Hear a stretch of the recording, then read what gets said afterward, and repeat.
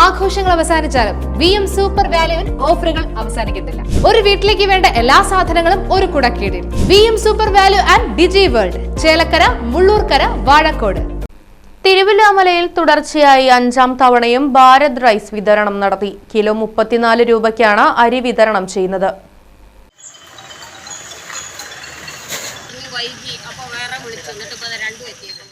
ഗ്രാമപഞ്ചായത്തിന് സമീപമാണ് അരി വിതരണം നടത്തിയത്.